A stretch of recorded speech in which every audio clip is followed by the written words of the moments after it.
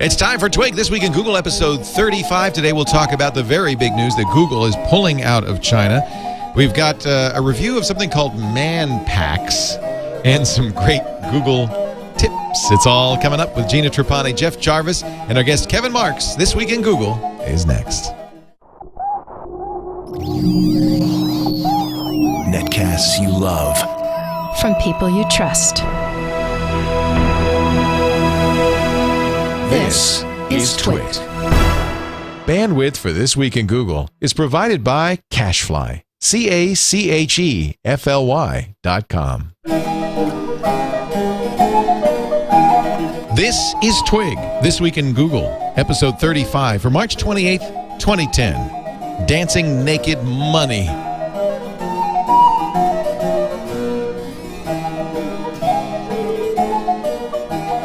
This is TWiG, This Week in Google, the show that covers everything in the Googleverse and the cloud as well.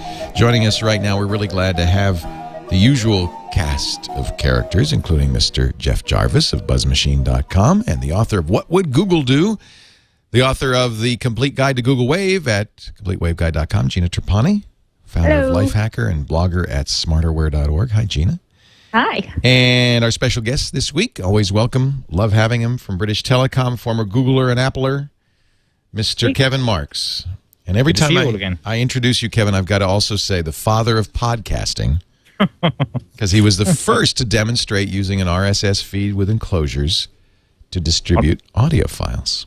Onto an iPod. Onto an iPod. That was the key. Yeah, that was the piece I added. You beat Adam and Dave and everybody else. Well, I was working. This is working with them. They were making the feeds at the time. Oh, okay. Yeah. I guess if there weren't something to do to show, so you're one of a triumvirate of podfathers. Well, this was the week that Google finally pulled the plug. I didn't credit all the bloggers who said 99.9% certainty that Google will pull the plug on China, but it's true. A couple of weeks later, on Monday this week, Google finally said, "All right, we're going to take all of the filtered results at google.cn and forward people to google.hk, which is unfiltered." China's response immediately was, we wish people would adhere to our law. Have they blocked Google yet, though? If you go to the Friendfeed, yes, Leo, there's a page that Google put up showing current status. And mainland China service availability, it's google.com/PRC. So it says that web search is up. YouTube is still down, has been down. Sites is down.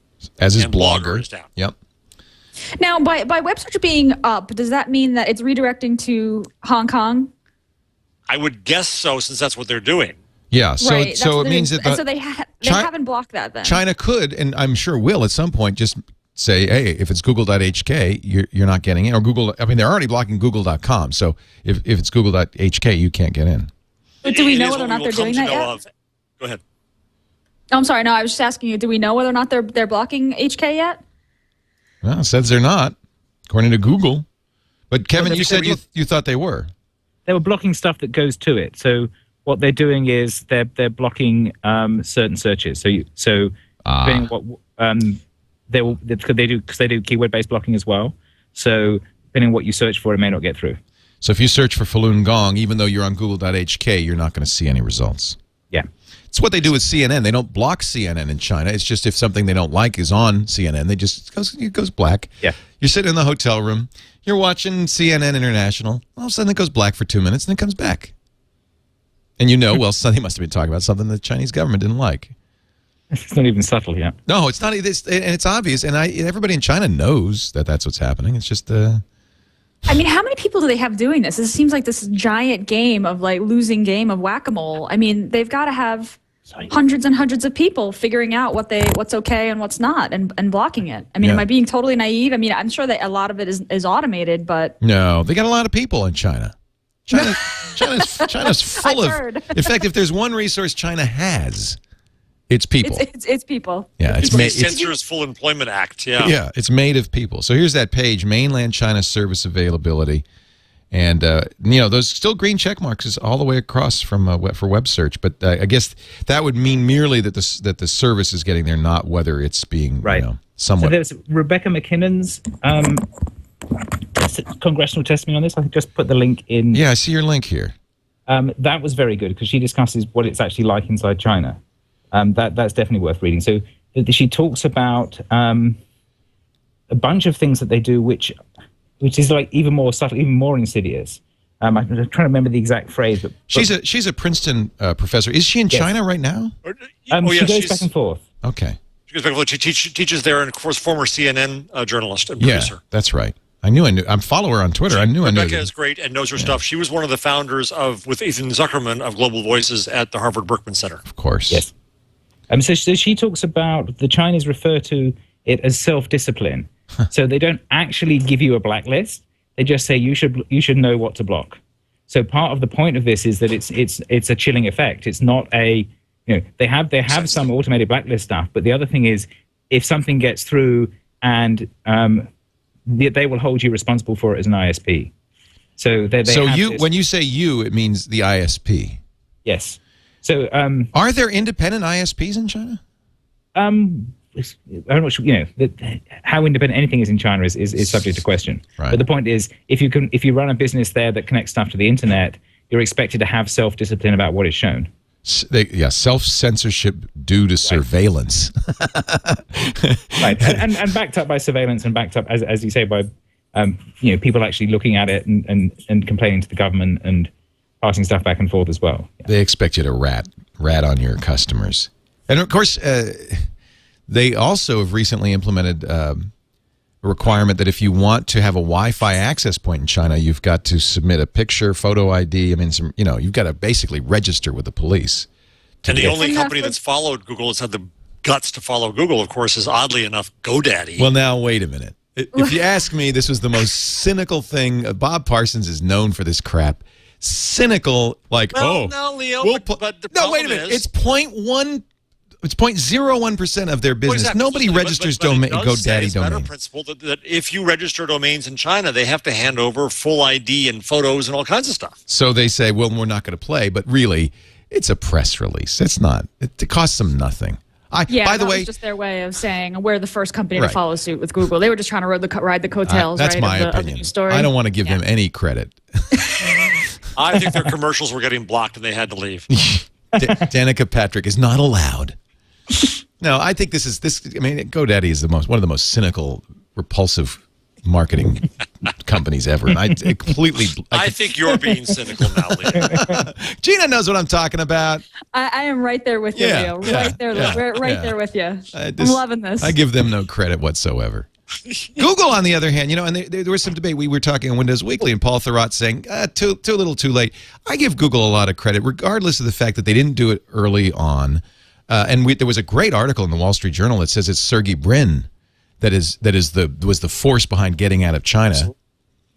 That even though they didn't do it and there was some internal dissent, this is a publicly held company turning its back on the world's largest internet market. There are more internet users in China than there are people in the U.S. And it's not an easy thing to do as a publicly held company. I commend them. I think it is that, Leo, and more. I wrote a column for The Guardian that'll be out Monday, arguing that Google is acting as the ambassador. I've said this on this show before, from the internet to the world, and is in fact defending the internet and defending internet principles. And as I thought that through, in essence, what Google's done is defended the internet principles that Google itself has set. And I don't mean to make a bad analogy here, but I think it's a good analogy for other reasons. That if you compare companies divesting in South Africa during apartheid, and again, I don't mean to say that cyber repression is the same as physical and economic and racial repression in South Africa. Nonetheless, it came to a point where companies said that we cannot do this. As a congressman said this week in the U.S., it's one matter to go along with the laws, another matter to help them do what they're doing. And so in South Africa, we had the Sullivan Principles. The Sullivan Principles were set forth saying that if you want to do business in South Africa, you must do the following, or you have to leave, or we're going to divest your stock here in the rest of the world. You had to be able to employ people of all races and under good conditions and so on. And so what happened there was that there ended up being a popular movement in campuses and other places to get companies to divest South Africa. So it occurred to me that we really need our own set of principles, our own kind of Bill of Rights, which I put on my blog this afternoon, my humble, first crack at it, but our idea of principles. And until we see a popular movement to support freedom on the internet all around, not just China, then I think we're going to see Google standing alone. And I think I'm rather ashamed of our government, and companies, but mainly of us as internet users, that we have not stood up with Google on these matters of high principle, and they are that.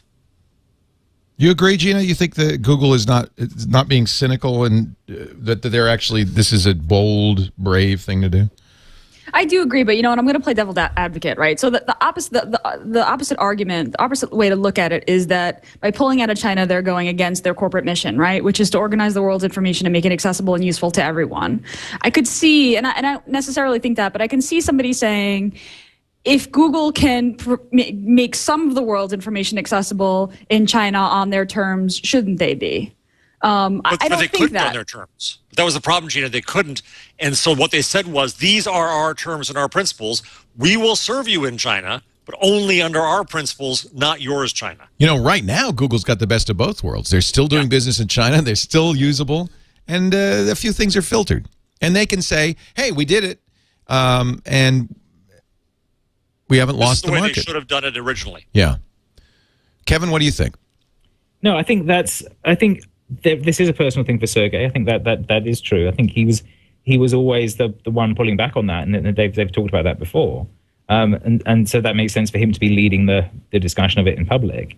The other, I think Jeff's Bill of Rights, I just read Jeff's Bill of Rights thing through, and I think that's a very good thing. I mean, something I wanted to link that up to was something I wrote this week, which was comparing the Rebecca's stuff about China with the proposed digital economy bill in the UK.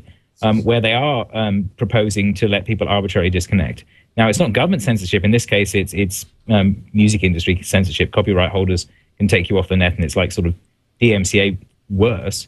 But they are also dashing it through Parliament without any debate, because the Parliament's about to be shut down for the election, and so they're going to try and get this bill through on the nod without anyone debating it in the House of Commons. So what does the bill? What does the bill say? The bill. Let me give you my post to look at. Hang on. It's not well written. I wouldn't quote it at length. Oh, Kevin, you're slumming it. It's written in a British. It's written in a British accent, so it's going to be, it's going to sound good, even if it's not.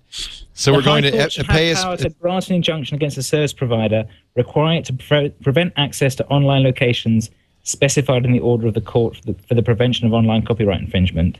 The court shall order the service provider to pay the copyright owner's costs of the application, unless there are exceptional circumstances justifying the service provider's failure to prevent access, despite notifications by the copyright owner.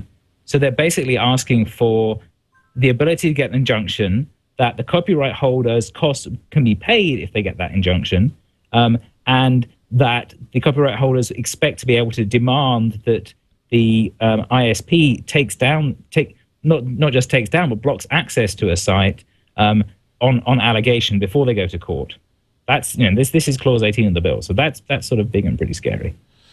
This isn't exactly ACTA, but it's along the lines of ACTA. I mean, if you want to look at passing the enabling legislation for ACTA, it's definitely along the same lines. The ACTA stuff that was released includes a whole bunch of steps that match these fairly well. So the post that I did is I was basically comparing Rebecca's China stuff to the clauses here. And the parallels are kind of scary. Yeah.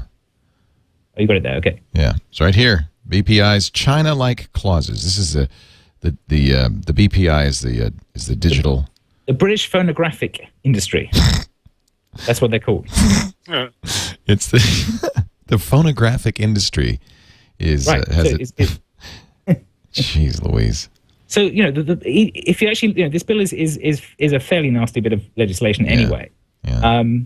I read about it before. It also had like sort of backstop clauses in it that let the minister make up any law he wanted subsequently. Some of those have been removed. The second thing that they have is that they have this sort of idea of self-discipline as well. They're basically trying to eat away at what you call common carrier here, what we call mere conduit in Europe, which is if I'm an ISP, I'm not liable for what people post online. And there's the DMCA notice and takedown model, which is they're not actually copying that, What in fact, they say you have to take reasonable steps to prevent copyright infringement. Exactly. So they're trying to sort of bring in this intermediary liability thing. And then the other thing that they've got is they've got clauses that enable them to take over the .uk registrar if they feel like it. Oh, wow. Based on the Secretary of State deciding it's... so UK registrar is currently not run by the government? It's not run directly by the government. It's run by Nominet. And, you know, it's kind of like ICANN. Details, I don't know the details really well, but it's semi-independent. It's not a government-owned piece. So they give some criteria for why that may happen. Right, but it's arbitrary. The Secretary of State can make it up, and they say practices that are unfair involve the misuse of domains. If it's likely to adversely affect the reputation of available electronic communication networks in the United Kingdom. So basically, the Secretary of State gets to decide what is misuse and what is reputation, and can then take over the registrar if he wants to. So it really is like the Chinese. It's very much like the Chinese government. It's kind of there's sort of very much a lack of due process stuff here. It's like, okay, we're going to put a law that says we can take over your business if we feel like it. But this isn't a long tradition of British. I mean, the government. Yeah. I just saw Pirate Radio, which is I love Pirate Radio. What a wonderful movie. At which one point, one of the British ministers say, "Well, we just make a law. We don't like it. Okay, we just make it." Yeah, that's the point. Exactly. He says that's the point of being the government. We just make a law. Well, the parallel is very exact. It's interesting though that the record industry is on the opposite side of it this time round. Isn't it funny? So Radio Caroline in the 60s was, the reason we call it piracy is because they were broadcasting out for international waters. So they were called pirate radio because they were outside legal jurisdiction. And they were playing rock and roll. Yes, exactly. So at that time, this was how the record industry got their music out. Right. So for them, and suddenly, like 40 years later, they're on the opposite side of this battle. No more piracy. No. So somebody said this week, we should stop calling them pirates. It's like, well, you started calling them pirates in the first place, but it came from pirate radio. It wasn't, you didn't suddenly become cool afterwards. This was something that you used to be cool. What happened to you? Is the sort of reaction there? We have had a fun time on TWiT trying to come up with a substitute for the word piracy, and I can't remember what we came up with, but it was suitably kind of euphemistic. I can't remember. We'll have to come. Well, I think it is a question-begging thing. But piracy. Piracy. Oh yeah, data molesters. We call them data molesters. Data molesters. You got your child molesters. You got your data molesters. They're equally bad. Yeah, you want to be careful there. Someone will be using that in Parliament within the week, I'm sure. Oh, absolutely. In fact, it's always been, child pornography is always a stalking horse for all of this, or in the case of China, just pornography in general. Well, we're not blocking anything but pornography. Right, that was the Chinese government's response. Every government blocks pornography and sedition and then a list of things that nobody else blocks. But, yeah. Look, you can't see Nazi memorabilia in Germany, so why should you be able to see Tiananmen Square in China? So let's go through your Bill of Rights, Jeff. Maybe you want to clarify or amend. We don't need to go through all, but the only point was that we need some set of principles, and I'm not saying it comes from governance at all. Rebecca had talked about, after you have John Perry Barlow's Declaration of Independence for cyberspace, Rebecca had talked about a constitution, but I think that goes against the tenets of what Barlow says, which is that we don't have governance, we have freedom. Right. But it did occur to me that we do need some level of principles to at least contrast government action to and company action to at various times. So I think it gets down at a fairly simple level. I can cut it to its quick, is that we need to claim and secure our freedom to connect, speak, assemble, and act online. We need to control our own identities and data. We need to be able to speak our languages. We need to protect both of what is public and private, and we need to assure openness. Yeah, that's the Reader's Digest version of what all those 10 things say. And I did it tongue-in-cheek, but it becomes more and more real. I've suggested that the Second Amendment, which is the right to bear arms, should really be modified the right to bear data. And that ultimately, in the long run, the whole point of the Second Amendment was to fight tyranny and make sure that the populace was armed. I think the best way to fight tyranny these days is with a free and open internet. Yes. Love that. Yes. Love that. And maybe that's the new Second Amendment. Right. Yes. Yeah. Right there with you on that. You know, well, that was the whole right encryption is a munition thing from the 90s, wasn't it? It was they decided that encryption was a munition and therefore could not be exported from the US. Right. And that was eventually fought back. But you know, if you're going to treat this stuff like arms, then we should make sure that we have the same protections there. Sure. That's a very US-centric view, though. And in the UK, the right to bear arms. This whole idea of bills and declarations and things against your countrymen is so US-centric. 1688 Bill of Rights in the UK is what it's all based on. It does track back through, but I think it goes back to the Magna Carta.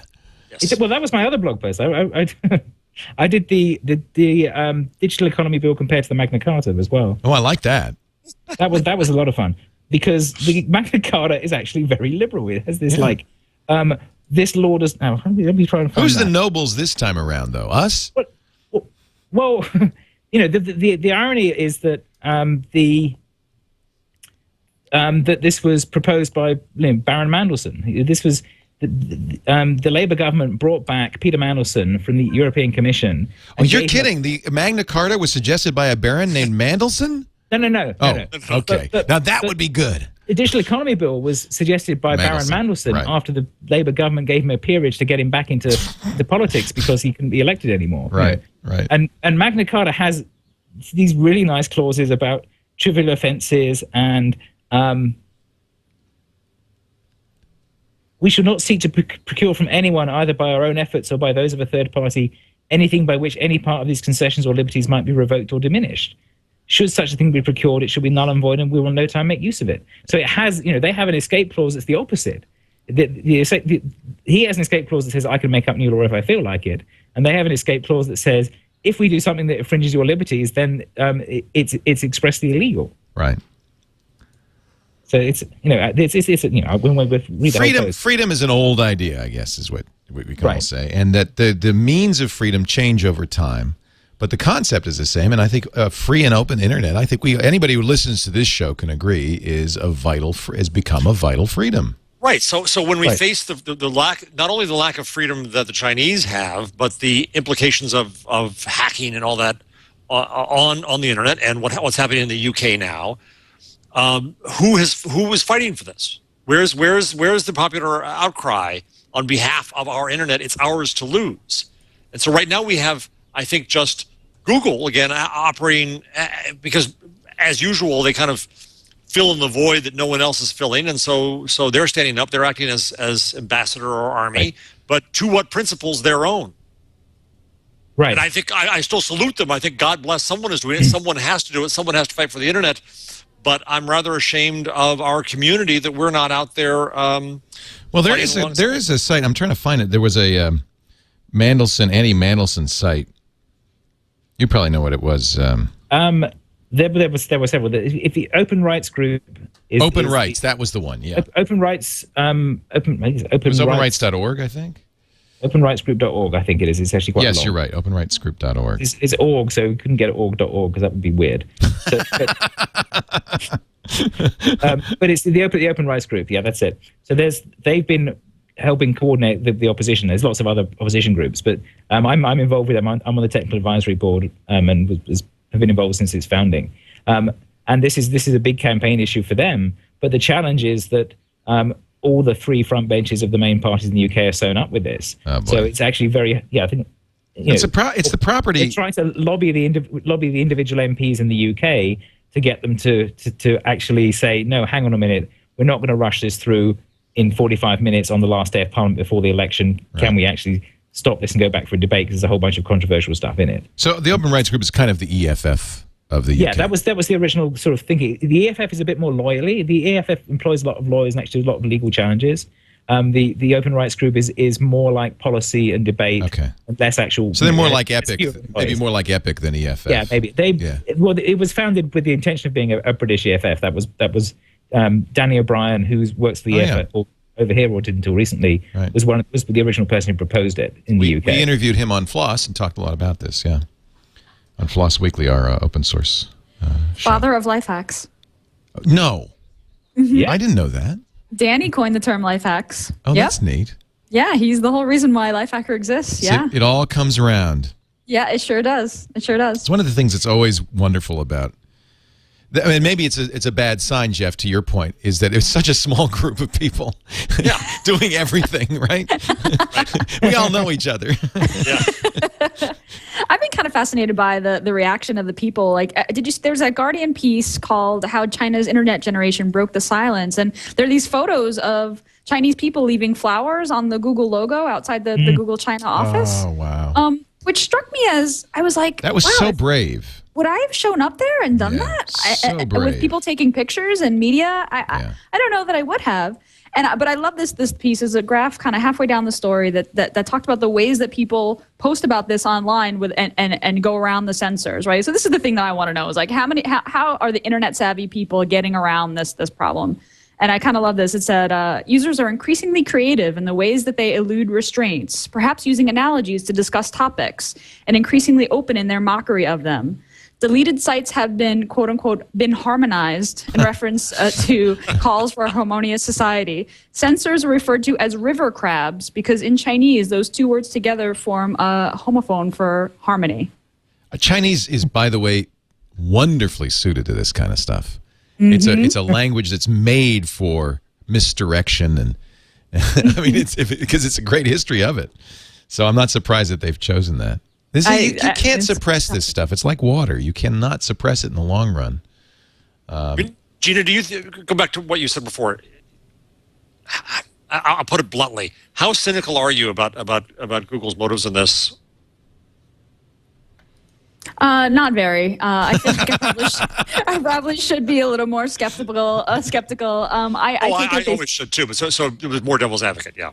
I think they're doing the right thing. I think they're doing it for the right reasons. I buy it. But I think that it's important to think about what the implications are for people who depend on Google for their business in China and if you think about their corporate model, if you think about it, I mean there is an argument for people to say they should have just stayed under China's terms and kept. Well, that was the argument for going in, and that's what right. That was that was the argument for going in. Somehow by being present there. By the way, it's Microsoft's argument for staying in. It's let's not forget that Google did the right thing, but Microsoft, Yahoo, and 100 other companies have not. And Cisco helped the idea of like trying to change from the inside, right? So this is always the debate when you talk about revolution. Do you go in and compromise and try to change from the inside, or just you walk out and say, I don't want anything to do with you? But if there's never pressure against the regime, I'm sorry, Jeff. If there's never pressure against the regime, there will be no change. Right. I think you do both. You do both. If Microsoft wants to change from within, okay. Yeah, what are they going to do? That's where I get cynical. Microsoft is in there just lobbying for free speech. The real reason Microsoft's in there is because Microsoft software is the most pirated software in China. They lose billions of dollars a year in China. And so their position is, well, the only way we can try to change this is by keeping a good relationship with the regime and trying to get them to make better copyright laws in China, which is never going to happen, Microsoft. Right. But that's, I'm sure that's the main rep. So, not to change the subject too much, but Google's Eric Schmidt and Apple's Steve Jobs were seen today. According to Gizmodo, look at these paparazzi shots sold to Gizmodo for a mere $1 million, I'm sure. And this is today at a Palo Alto coffee shop. There's no doubt that's... Is that black thing on the table an iPad? Or? Well, that was the question. No, it turns out... There was discussion of that, but it was decided not. It's a menu. It was This was yesterday, right? And it was a menu. Yeah. And then there was all this body language analysis. That's what I loved. That's what I loved. Gizmodo brought in a body language expert to analyze it. She looked at hundreds of shots of Schmidt and Jobs in different situations. Her name is Janine Driver, former officer for alcohol, tobacco, and firearms. Here's the best conclusion that she says in this whole thing. Schmidt is obviously scared of Steve Jobs. She says, because of their shoulders, there's no way to hide it. Schmidt is scared of Jobs. He's rolling his shoulders forward to make himself a smaller target. Something Janine Driver has seen in law enforcement when criminals are around the police. Gizmodo said, well, is the table affecting how they're crossing their legs? No. I've been analyzing this for years. There's no question in her mind that there is only 33% openness, she said. And that's only because when you're conversing with somebody, you can't protect your neck. Well, I like the idea of Steve terrorizing Eric. I don't think that's what's going on. It's just hysterical. I mean, that is kind of a delightful idea, but that seems a little far-fetched. Yeah, I mean, the point that they brought up was that these two met at a coffee shop outside, like sitting outside. I mean, it Anybody did could seem see like this. an interesting choice of places to meet. It was a neutral ground, but also, I mean, did they not expect that folks were going to snap photos of them? Surely. Well, You almost want to say, okay, now that someone's taking their picture, okay, we can leave now. Well, apparently they were gathering a crowd. At one point, Schmidt says, or maybe Jobs says, let's take this somewhere more private. So they go in. But apparently, I mean, maybe they were just getting coffee. Maybe it was just a coincidence. I can't believe that. Yeah, a coffee at Google's a bit of a pain. You have to make it yourself. But the Apple campus has great coffee. So and Mountain View's not that close. It's pretty serious stuff. Some things were overheard. It sounded like Steve. Well, here's one of the overheard quotes from Steve Jobs enthusiastically. They're going to see it all eventually. So who cares how they get it? I don't know. Naked pictures. I don't know what he's talking about. And then let's go discuss this somewhere more private. I should know, but who traveled?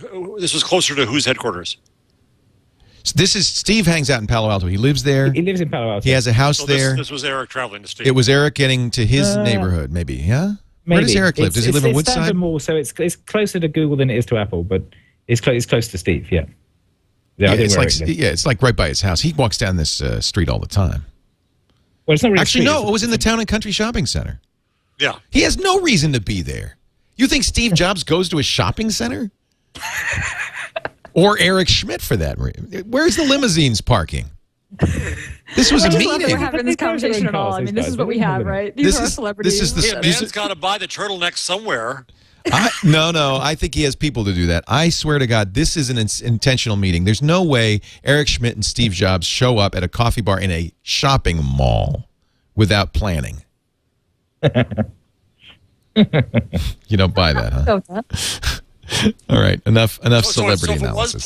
If it was planned, was it their effort to say to the world, we're not really enemies? Yeah, could be. Right. So it's this is a response to the New York Times article of last week. Exactly. And apparently Steve, I mean, in fact, the pictures are, he's like gesticulating, which is Steve. Obviously, Eric's like sitting there with his hands in his lap quietly. Yes. Go ahead, Steve. iPad. Yes, I know. Talk more about the iPad. I would have loved it if Steve had an iPhone on the table and Eric had a Nexus 1 on the table. Oh, that would have been awesome. Measure. In fact, in February, the numbers are out. I don't want to steal your number, Jeff. Is this one of your numbers? I come up with a whole bunch of them, Leo, and I hide them under rocks. That's fine. No, go ahead. That the iPhone was outsold by the Nexus 1 in February. Well, I mean, that's not a huge surprise. The Nexus 1 is newer, and as the story said, everybody who wants an iPhone has an iPhone. So, nevertheless, I think that's still a big story. It's starting to take off. And the Nexus 1 is going to be on Sprint now and Verizon, and it is now available for AT&T. Unlike the iPhone. Sprint and Verizon happening? No one knows. My sources said that it would be available on Verizon today, and I don't think that. Yeah, that's what I have been told end of March as well. I think that they said that in Davos or something like that. But, yeah, but the case. And Sprint's very soon too. I think Sprint's an interesting play for. Sprint's not a 4G phone though, right? That would be cool. I don't think it is. That would be a leap ahead for Sprint. Sprint does have 4G. Sprint has 4G. That's the question. I just don't know if the iPhone is 4G or not. Right. If they would make a 4G. Gotcha. I suspect it's not because I think they're going to make the same phone for Verizon and Sprint. They're both on CDMA. And of course, Verizon's going to use LTE. Sprint's going to use WiMAX for their 4G networks. So it seems like you'd have to put different chips in them. So speaking of Apple, while we're on that, I just saw, I think Mashable said that the ship date for the iPad is now moved to April 12th. No, not exactly right. Ship date's till April 3rd, but if you order today, you won't get it till April 12th. In other words, they've sold out the first shipment. Oh, so they have, that's what I mean. They've sold out. Yeah, and there were rumors varying anywhere from 300 to 500,000 for the first manufacturing run, and that's fairly close to the numbers that these bloggers who are counting serial numbers are coming up with. That's pretty good for initial sell-through, pre-order. So you ordered how many of them, Leo? Two? Four. Four. You only get two, so I had two. I had a shill order two more for me. For this show next week, I will either have one or it will arrive during the show. Wall Street. Live unboxing. This is my favorite meta moment. Unboxing. Live unboxing of the iPad right here. My favorite meta moment is the Wall Street Journal reporting that sources close to the Wall Street Journal say. What now? You couldn't just say our sources? Either they got a great firewall or this is just a joke, but say that they I love it. Sources in the know tell us that, like the guy sitting next to me, that the Wall Street Journal iPad application will be selling access to the journal for $17.99 a month, which is about the same as web-based access to the journal. No, it's more than the web-based access. Which is what's absurd.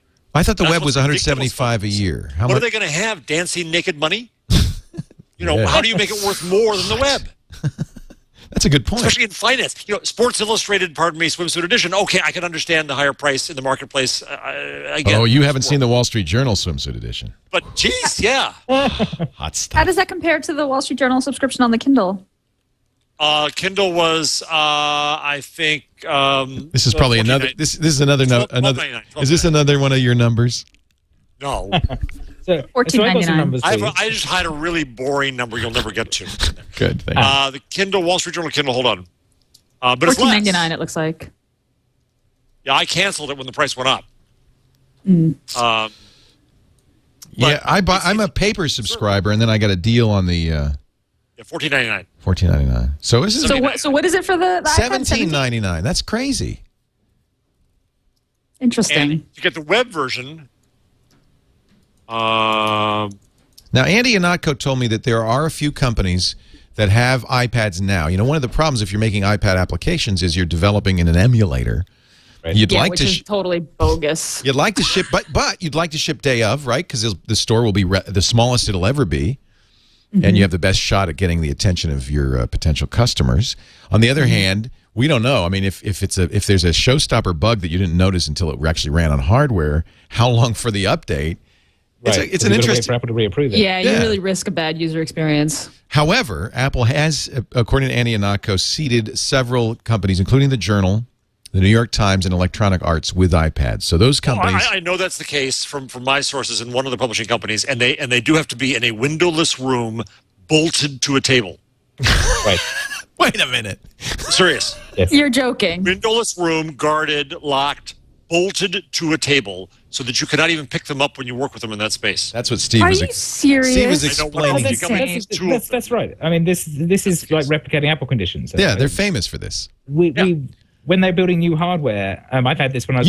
You worked at Apple, yeah. Yeah, it was like, okay, we've got a bug on the P47, and then you have to go and you say, "What's that?" And you say, "I'm not telling you." And you go into this, go into a testing lab that's inside the other testing lab with a separate card key door. And then you have a monitor and a screen, and there's something under a cloth, and you sit there and wait till it crashes, and you look at the debugger and you go, "Oh, this is in my code," or you go, "That isn't in my code." And you need to talk to this other guy, and they go, "Thank you." Off you go. Yeah, I mean, I know that they're insane in-house, but how can they enforce that insanity at the New York Times office? Because that's the whole thing now. See, Scott Rosenberg wrote a wonderful piece about how this all reminds him, is all giving flashbacks to the days of CD-ROMs. Now tell me that. I saw that headline, and I don't know. Why does this remind him of CD-ROMs? Because it is about this belief that this is going to change everything, that we're super cool now. We're going to regain control. It's my view of the whole iPad thing. Is you're right. Publishers, editors, and now advertisers. Advertisers are buying ads on these things with no audience proven. Right. Why? Right. Because they want to regain control. And everybody thinks there's some gold rush to be had. I found the number here. Wall Street Journal web, the entirety of the Wall Street Journal, $8.62 a month. More than double that to buy the dancing quarters on the iPad version. What could it possibly be?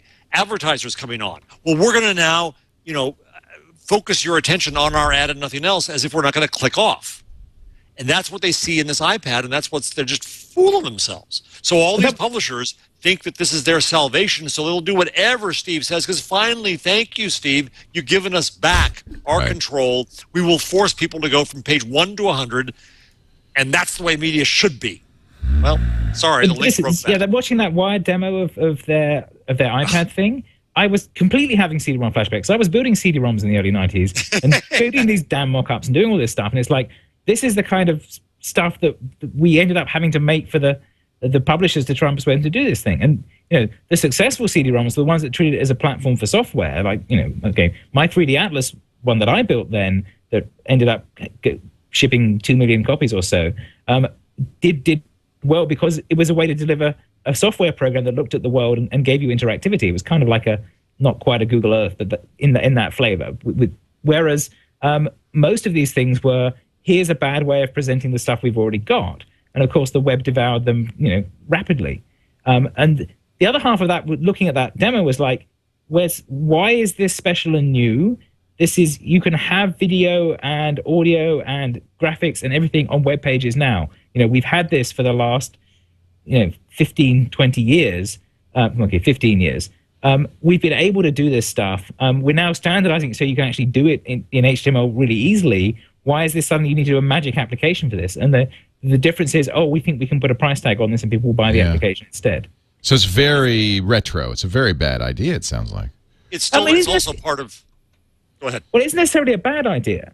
There are some things you can do, but there's a whole bunch of production costs that come with that. If you're going to shoot video of every news story, if you're going to create infographics for everything, it's going to cost you a lot of work to do that. And you can. Is that truly worth the extra money to the customer? There's a reason CD-ROMs in books and magazines and such didn't work, is because it wasn't worth that much. Well, I don't know if that's true. It didn't work because it got replaced by the web. It will precisely, and the web is open, and the web is still open, and so to go back to a closed world here, but it wasn't. But it wasn't that the medium was bad. It was just it was static. Web is better. It was static. Because the web is linked. Yeah, it was static. You're right. It was static, and it was closed. Right. And so closed is the key word. Murdoch also announced yesterday that he's going to put up a charge for the Times and the Times of London and the Sunday Times of London, £1 a day or £2 a week, and down goes the wall. And I wrote an incredibly snarky piece for The Guardian saying that this just shows that he's been defeated by the future. It's his surrender. He has no new ideas for advertising, none for new rich relationships with readers, none, even he doesn't have new ideas for efficiency. So he's going to milk this cow a quid at a time and leave his children with the desiccated leftover beast of his once proud, if not great, newspaper empire. Now, did you just write that in your head, or did you write that? I said all. I love that. That was a great post. I got to say that is a good line. I also said that I used to work for Murdoch at TV Guide, and I did admire his balls. Pity they're gone. Another good one. Oh yeah, what the hell? I even appeared on Sky News, which is of course controlled by Murdoch. And when I got off the air, the producer said, I got to make sure I still have a job. Yeah. But that's what this is all about, right? It's publishers are looking for the means to bring back one last attempt their control, and they've shrunk away from the world. They're not looking for new opportunities. They're not looking for new models. They just want to try to regain control, and they won't. So is this Apple just trying to add their sort of interface UI magic to the web? Is this Apple just saying, hey, the web needs a better UI, and we're going to make it? No, or is it a measure of control? That's the question, Gina. It's exactly the question. What do you think? It's they've done that with Safari and with the iPhone browser. That's their better UI for the web, and they've actually moved the state of the art forward a lot by shipping CSS and web HTML5 video and Canvas and all the other cool stuff you can do in there. So they have done that, and that is great work. But it's more that they're providing a platform for you to do software development on that they have a bigger stake in. I think that's the other half of it. That they get to decide whether it's a good experience or not, and that's very much in Steve's head.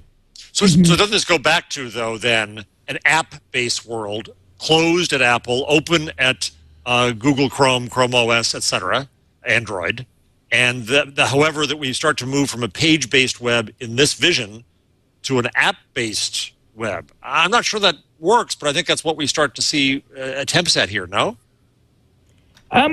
I think it's still going to be a great web browser. This is I say it comes back to you don't lose the openness. Yeah. Well, but you do if you're in the New York Times app, right?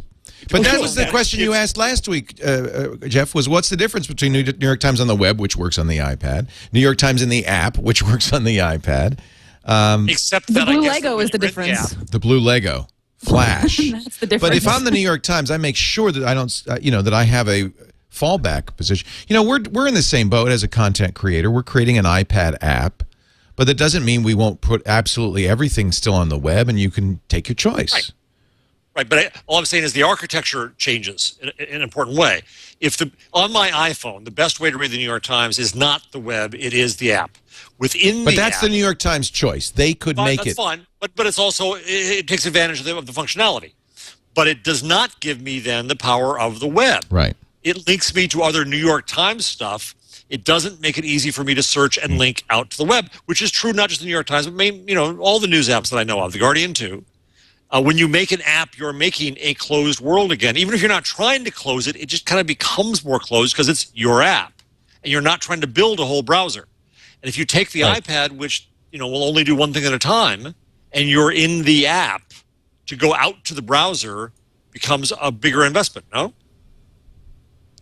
Yeah, and I'm waiting for instance. Or you end up embedding a browser within the app. That's the other thing you do. That's kind of what we're doing. iPhone, iPad. You say, okay, that's the way here's a little bit that is a browser, and you can nav in there, but you can only nav to the sites that I say you can nav. There is some limitations. For instance, that's how we want to put streaming video in the iPhone app, but Apple won't let us do it via 3G, even though it works fine in Safari on 3G. So they do have some control. They can say, well, okay, you can put a web browser in there, but you can't, for instance, stream video over 3G in that web browser, even though there's a very little technical difference between doing that and having the app go to launch Safari, then launch the link, then launch the QuickTime. Which it can do still, Leo, yes? It does. That's how we do it. But Apple can say, yeah, you're not allowed to do that. So does the iPad actually let you embed video in the browser? Because the iPhone doesn't. If you try and embed it, it pops it out. Right. So, in effect, what it does is it launches. So, for instance, and we want it to do that because if I were playing the video back within the app, I can't multitask. But if I'm playing it back within Safari, here's another example of a completely artificial, arbitrary limitation. Safari will continue to stream the audio. QuickTime, rather, will. So what happens is it goes from the app to Safari to QuickTime. QuickTime launches, continues to stream the audio in the background, multitasking because it's Apple's. Because Apple is allowed to, yeah. Right.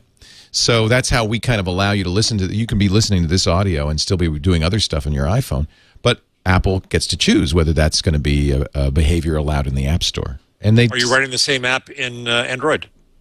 I don't know. I don't think Houdini 7, who does it from Shift Key Software, is he's just a wonderful developer, listener, fan.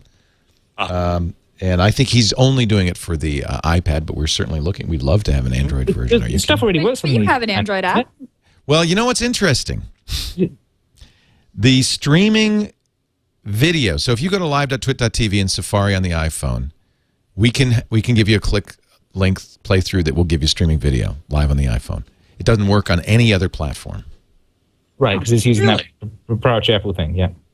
Well, it's not proprietary, okay, that's not quite fair. It's using a standard-based thing that Apple has built that only Apple can do. Yeah. But it's not only Apple can do. No, you could. Nobody else has done it. For instance, I mean, absolutely, Google could make it possible in Android, but we need them to do it, right? Right. Now, if I do live at Twitter TV on here, it doesn't do anything. Yeah. Yeah. It gives you an error. It throws an error because it says you need Flash. No, does it? No, I don't think it does that. It throws out a playlist, and it just says, I don't know what to do with this playlist. But whereas Safari does, it will launch QuickTime and run it. It says you need Flash. Yeah, there it is. Oh, I know what that is. That's the user agent detection on the web page. We don't bother. We don't bother doing Android detection because there's no point. When it does but we can keep you from seeing that Flash error message. What you'll get instead you could give me the MP3, right? Yeah, I think the audio works. I think it's just. I did twit.am or whatever. Yeah. Yeah. I think you should have no trouble with that. That's a IceCast stream. Yeah, that works.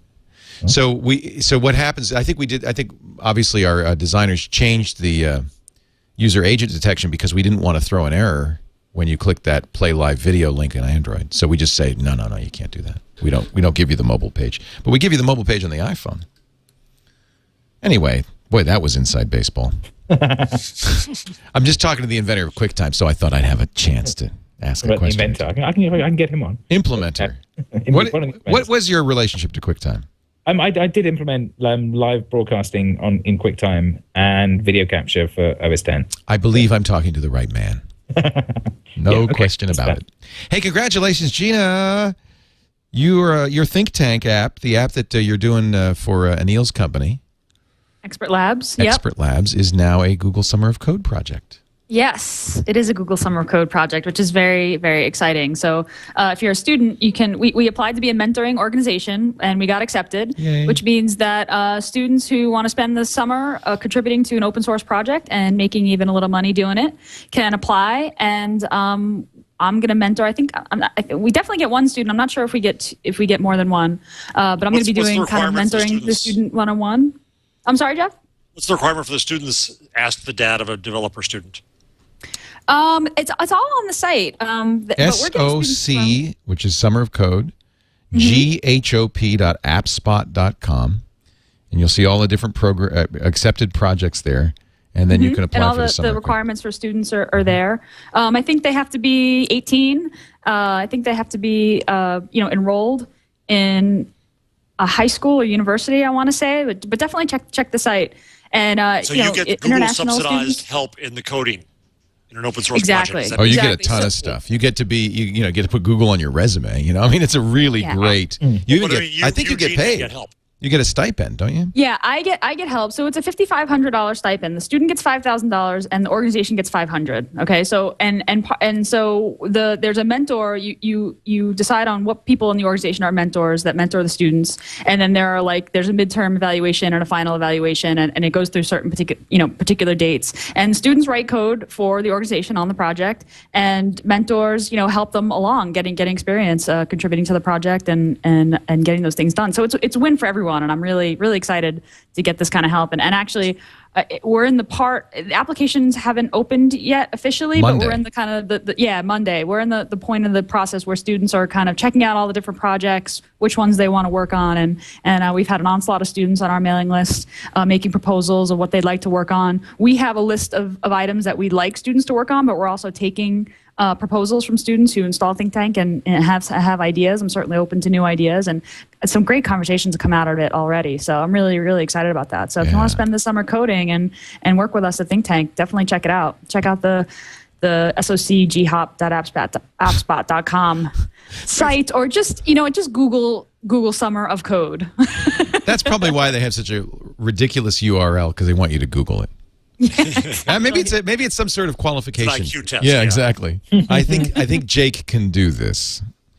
And, what's your obligation to mentor? I'm going to do, basically my obligation is to help the student along. So, and mentors get to decide how to do that. I'm going to do a weekly one-on-one meeting and just kind of, offering feedback and sort of guidance. But I'm going to be, but the point of the mentor is to help students learn how open source projects work. So I'm going to encourage a student. I'm not going to handhold. I'm going to say to the student, if you have a question, post it to the mailing list. That's how it works, or in the chat, and kind of discuss it with the community. And get good at sort of the open source way, which is like everybody kind of puts their 2 cents in, and it's sort of a very public process. But I'm going to be helping. I'm going to be doing sort of one-on-one meetings with a student every week or 2 weeks, just to check in and see how they're doing and offer guidance. So I'm really excited about that. Good to get experience at open source early on, and I'm sure I'm going to learn a whole lot too. It's so neat. It's such a good program, and I'm really glad Google does it. Congratulations on being that's a good one. Part of it. Thanks. Yeah, that's really neat. Now's the time when we do our Google tip, tool, and number. Let's start with a tip from Gina Trapani. Sure. So this tip is kind of a feature that's been around for a while, but there was some news this week about it, so I wanted to point it out again. It's in Gmail. This is a really cool feature of Gmail. I love this. At the bottom of your Gmail inbox, when you're logged in, it will tell you when your last account activity was and on that particular computer. And if you click the details link, it will show you any other Gmail sessions that you have opened on any other computers or devices. So, so on my Gmail list right now, I've got a couple of browsers. I've got offline access. I've got my Nexus One is logged into Gmail. So it tells you what. Be careful, Leo, because it shows IP addresses. Yeah. What are they going to do with that? So it tells you what IP addresses you're logged into from and what kind of device, which is pretty neat. And you can remotely sign out from a session. So if you see a session, if you stayed logged into Gmail at work at the office, and you get home and you realize, hey, I didn't want to stay signed in. I don't want my coworker looking at my Gmail. You can remotely sign out other sessions. which is neat. And the reason why, and this, like I said, this has been around for a while, but the reason why I bring it up is because starting this week, Google started to detect unusual patterns on the IP addresses that normally access your Gmail account. If there's one that's unusual, like if you're logged in 3 places in the United States and then someone in Poland logs in and they detect that this sort of suspicious activity, quote unquote, next time you look at your Gmail account, you'll get a red alert that says someone logged into your account from Poland. Now, a couple of Lifehacker readers said that they were using remote access to get into their computer in New York from Florida and got this message like, you've got someone's accessing your account from somewhere else, and they were like, what the heck? And it was their own. It was fine. I'd rather get the message. I'd rather get the message. So it's pretty awesome there that they're offering. I mean, on one hand you're like, wow, Google's really tracking my activity, but it's automated, and it's kind of analogous to when your credit card company sees a transaction that's a very large amount or a place that you not normally shop, and they give you a call. This is kind of like Gmail's way of doing that, telling you if there's account access from somewhere. I never quite understood the credit card things. It's like, okay, your credit card was just used in France. You rang me at home. If I was in France, would this phone ring? So I need to fix. Okay, so I need to fix that in my phone layer so that my phone can ring in France when I'm there. By the way, a very important side tip to this is to associate your cell phone with your Google account, because it's one of the best ways to recover the account if somebody steals your password. Absolutely. And to make sure that your secondary email address is valid, one that you use, that's not a Hotmail account that you haven't accessed in 2 years. Yes. Make sure that you have a valid secondary email address, and also associating your phone number. I mean, some people don't balk at the idea of giving Google their phone number, but if you use a Google Voice number, they already know it. They already know it. No, I did that, and it's really great. There's somebody in France, because I'm Laporte at gmail.com, and there's somebody in France who's sure that they're Laporte at gmail.com, and I periodically will get a flurry of, in French, we've been asked to reset your password. No, you may not. Do not reset my password. Speaking of Google watching you, we'll get to my number in a second, but this I just saw this today, and maybe it's happened for a long time and I didn't know it. I'm going to the Norwegian Media Festival soon, and I was looking at hotels using Chrome browser. And then I went to Gmail, and I got a whole bunch, and there's no mention of Norwegian hotels there, but I got Norwegian hotel ads there. Is that normal? That's sophisticated. They announced that this week. They said that they've got this thing called... We know where you are. We know where you live. No, they're selling ads that follow the user around. That was the point. Oh, of that's it. what that is. Oh, okay. So there was a release about that this week, and yes, there was. It's part of the interest tracking stuff. So the interest tracking stuff that was there for a while, where you can go and say, I'm interested in ads about X, Y, and Z. I'm not interested in that. This is kind of an extension of that. So when you go to another Google property and you're logged in, or go to another site that serves ads from Google, they may re-show you ads from earlier if they think that that's something you're interested in, or if they think it's high value. I actually didn't find it creepy or anything, because I was seeing the ads. I just saw it, said, what are they doing here? Okay. Right. But they actually announced, they called it funnel or something. Was that it? Funnel. Funnel? They should go along with the pastry metaphor and call it funnel cake, and then everybody be happy. Because what could be wrong with funnel cake? Funnel cake. Yeah. Search funnel, that was it. Search funnel. That sounds like you're going to be... Yeah, it sounds painful. Yeah, I don't know. So time for our number of the week with Mr. Jeffrey Jarvis. Hey, I'll take it. All right, Leo. You're screwed. Uh-oh. Petaluma's screwed. Oh, no. Did we lose? No. Just with the deadline passed, 1,100 community responses. TechCrunch had reported more than 600, and then as of 5:26 p.m. on the 26th, 1,100 community responses, 194,000 responses from individuals. This is the Google Community Fiber Initiative, the idea to wire 5 communities from 50,000 to 500,000 in the U.S. with fiber, gigabit fiber. This is worse than college applications.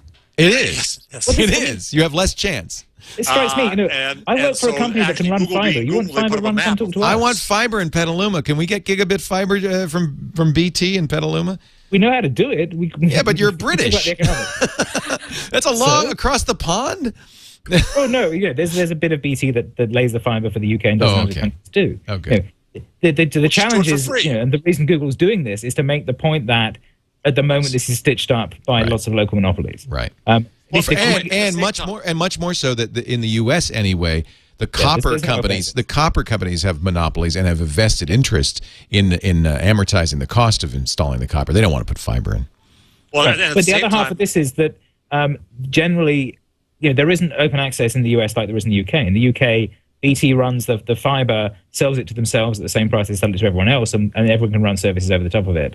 Whereas here, you have these vertically integrated monopolies, and you get the right to do cable television in one city, and that means you can lock other people out as well. So the interesting thing for me, with my professional hat on, is saying, well, hang on, if these communities want this, can they work out a way of changing the bylaws so that we could actually do this? Because, us and a bunch of other telcos would love to run fiber around the communities and do this stuff. But at the moment, you tend to be locked out in the US.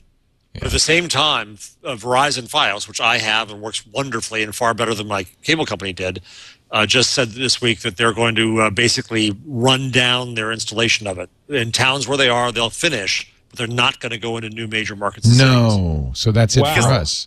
Very depressing. Why was that? Because I know it's very expensive. It's like $5,000 a sub or something. Well, it's hugely expensive, and I watched them installing here. It was wildly expensive. There were 4 guys going nuts all day.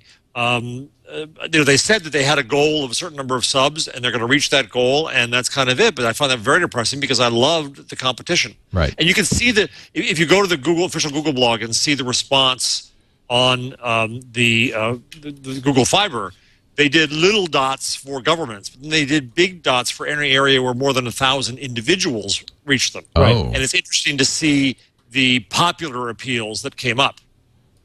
I wonder if I'm a big dot or a little dot. What's fascinating is I don't see much. I can't maybe tell. There's, Northern California. Petaluma doesn't have a big dot. Yeah. But the East Coast and around Chicago, Michigan, huge clumps of activity. 1,100 competitors. Wow, and we're not a big dot. Well, you don't have many people. Yeah, we couldn't be a big dot. There's only 50,000 people. It's a small community. But so really, what these dots should reflect is per capita participation. Yes. Of course, we're not going to be able to build in every interested community, and we put you on our wait list for college admission. But yeah, it's like being waitlisted. Oh man, Jeff and I are both going. Well, our kids are both going through that right now. So Kevin, University of Rochester, NYU, George Washington University, Rensselaer, Boston University. Those are Jake's choices. Any advice? Okay.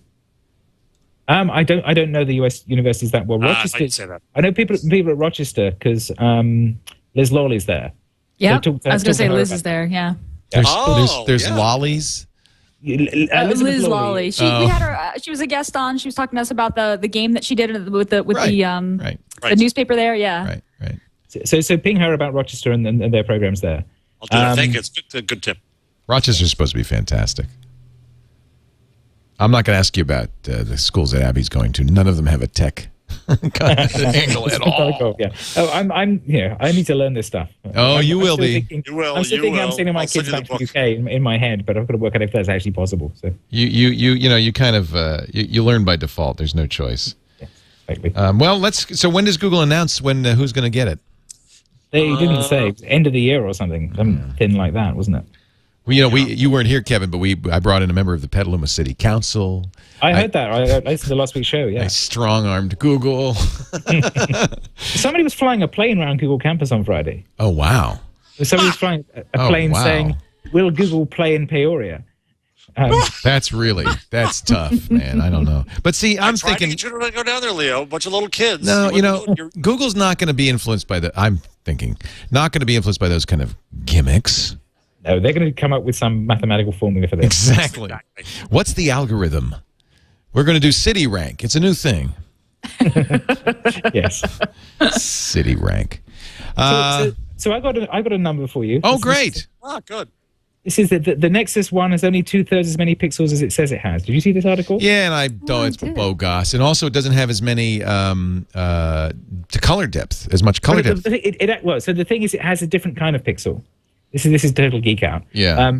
So it's an AMOLED screen, but it has little thin green pixels that it has as many as it says, but then each of them either has a big red or blue pixel next to it.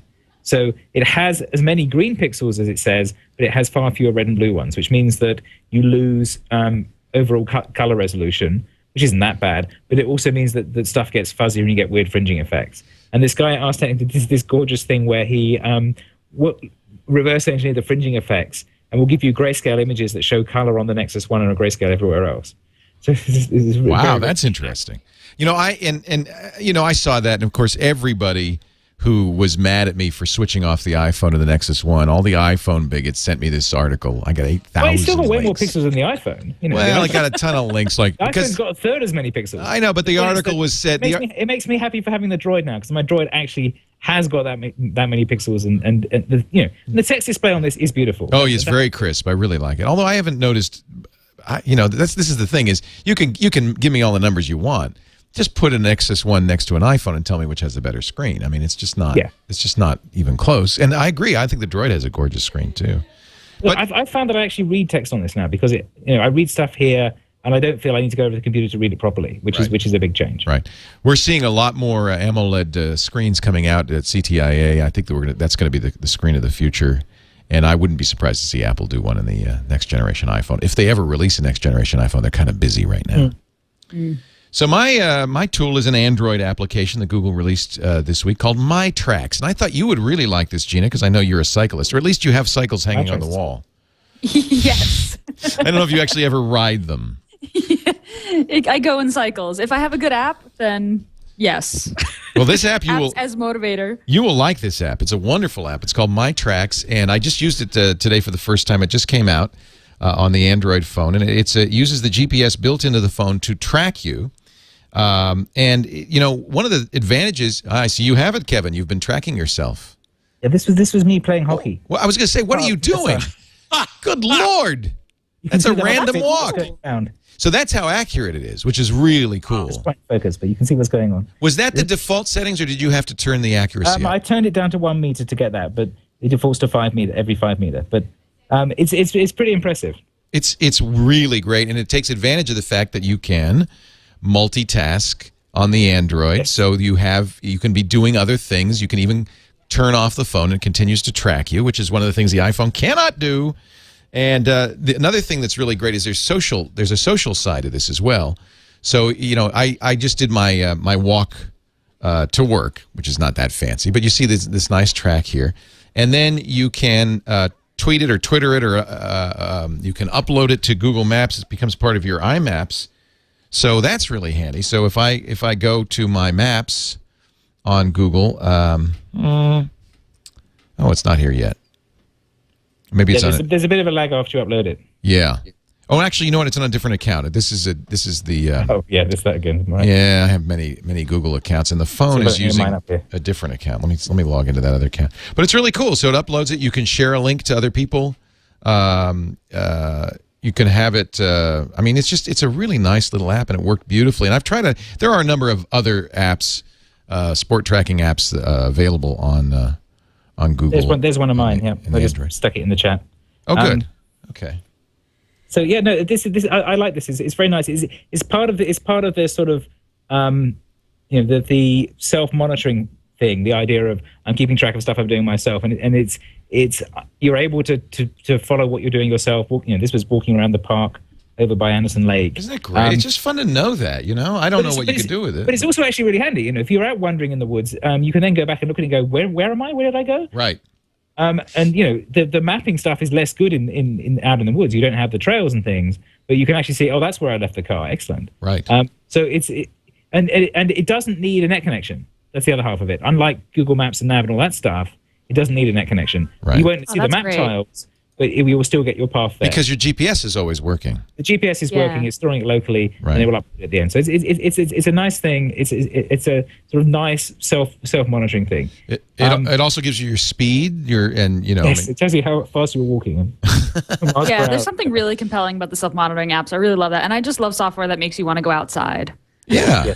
Points for software that gets you outside. Although I presume if you set the resolution high enough, you could watch yourself inside as well. Wandering. I think you could also tie this against the Every Block API, which is a separate company, and find out.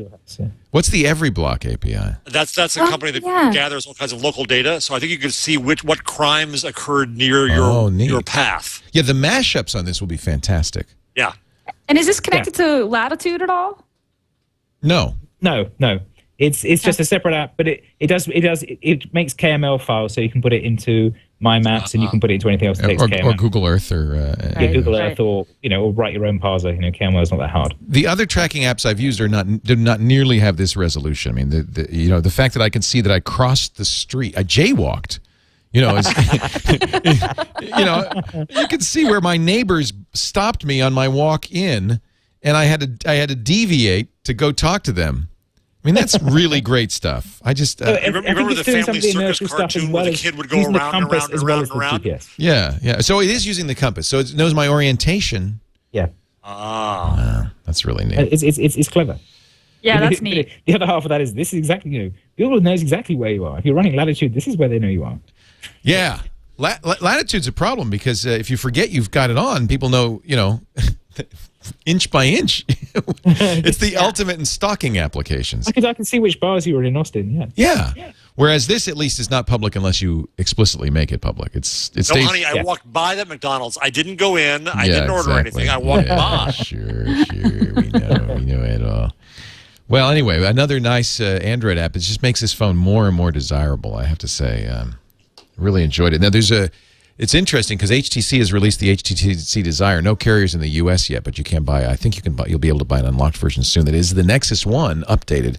It's got an optical tracker instead of the physical trackball there, and it has HT Sense on top of it, and is running 2.1. So that's essentially the same phone, but some improvements. Maybe the Nexus 2. Yeah. Gina Trapani is working hard to make our government more open, and you can help her in the Google Summer of Code. Make sure you check that out. And, of course, go visit her blog at smarterware.org and buy her book, now out in paper, in actual dead tree. We're killing trees and helping a charity. Complete. Check that out. What is the charity? I didn't know that. We're the print version. We're partnered with a charity here in San Diego who printed it for us and who's doing fulfillment. They're a charity that provide jobs for developmentally disabled adults. So when you buy a book, half the cost goes to this charity, and you're helping employ somebody in my community. That's right. I forgot. It's the 3 Waves or whatever their name was. 3 ones. 3 ones. 3 bones. 3 bones. Bones with the ones and the things and the things. CompleteWaveGuide.com. And lots of people buying the ebook, and I really appreciate that, but please kill some more trees. Buy some more of the print.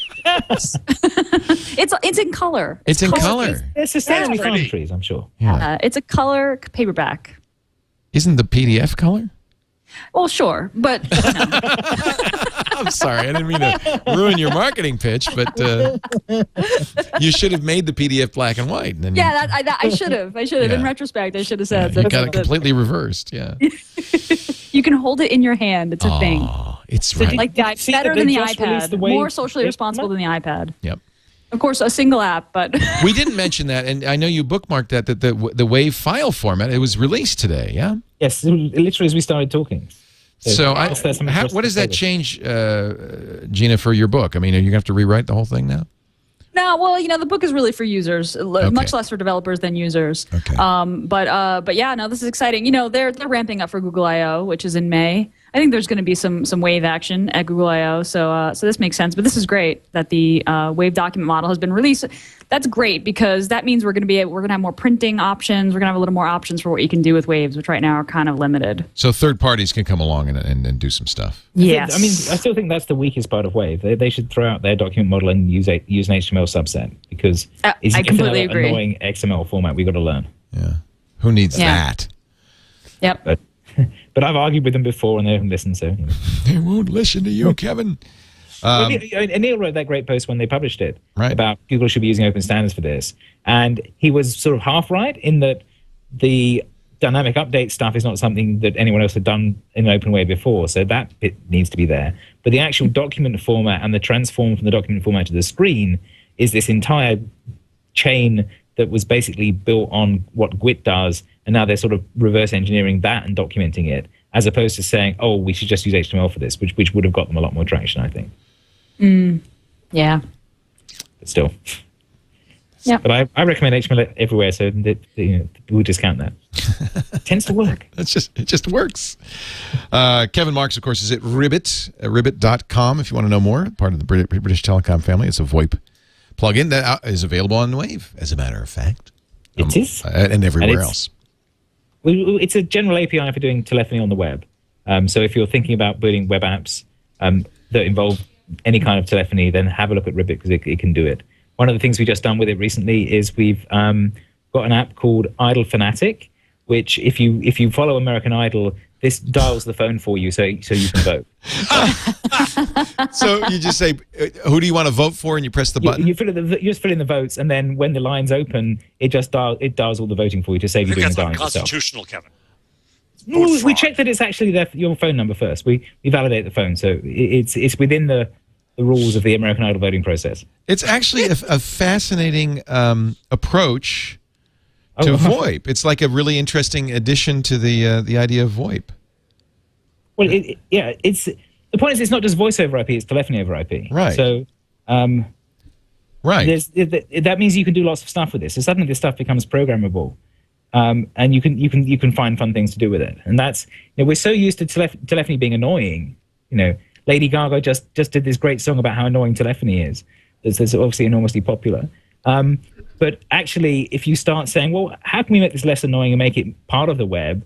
Then that's the point of Ribbit. The point is to say, okay, we have an API. You want to do something that involves this annoying phone system? We'll make the annoying part go away, and you can just make a call or send a text or whatever it is you want to do. I could have been your number 2, Jeff. The Lady Gaga became the first YouTube poster to reach more than 1 billion views. And it was just the first 3 videos. It didn't even include telephone. Yeah. It's amazing. Yeah, really the bold media. Yeah. Jeff Jarvis is at smarterware.org. That's his blog. And of course, no, I'm not smart. Buzzerware.org. I mean, underwear. What is it? Underwear. No, buzzmachine.com. I'm sorry. Speaking of underwear, I saw an ad on my TWiT client this week for man packs. And the idea is that if men hate shopping for underwear, so you can subscribe to underwear. Oh, I need that. My tweet was that I wonder if more people will subscribe to underwear than the New York Times or the Wall Street Journal in the future. But so it's like fresh underwear shipments every few months. Is that the idea? Oh, geez. Stay fresh, stay clean. Get a subscription service for your socks, T-shirts, and underwear delivered to your door every 3 months. So I tweeted it. They wanted to trade a man pack, which does bother me a little bit, for my book. But the problem is they're only Hanes, and I said I use Boss brand myself. Oh, Hugo. I don't know. I think I'm wearing Hanes right now. There you go, Leo. Some man packs for you. Let's see. You got your Macho Pack, which is $33. 3 underwear, 3 shirts, and 3 free pairs of socks every 3 months. And for this, these guys have to sponsor us. You're going to have to read a man pack commercial next week. I could do with this to stop my sons pinching mine. Their laundry runs out. It's really a bad thing when your kids get to your size, because then they just start taking your stuff. So I get, look, I can have white Hanes Classic briefs. Try being married to someone of the same gender who also wears your size. Oh, yeah, forget about it. But see, you only shop once, wear twice. Exactly. As long as you got the same taste, that works. Yeah. I'm liking this. I am liking this. I'm signing up right now. I think that's the most useful tip in the entire show. Man packs. Jeff Jarvis is also the author of What Would Google Do? You must get it right now in better bookstores everywhere. And now he must go to pizza night. We are talking about changing the the regular time of this show. And we would love to hear your opinions. We believe we're going to start doing it Wednesday afternoons to accommodate everybody's schedule. Early evening for those on the East Coast, Wednesday afternoon for those on the West Coast.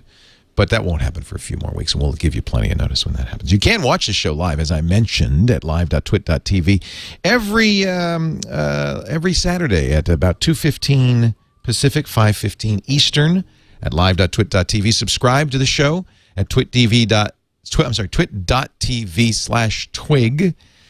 You'll see subscription features for Zune, the Zune marketplace, as well as the iTunes store. More fun than subscribing to underwear.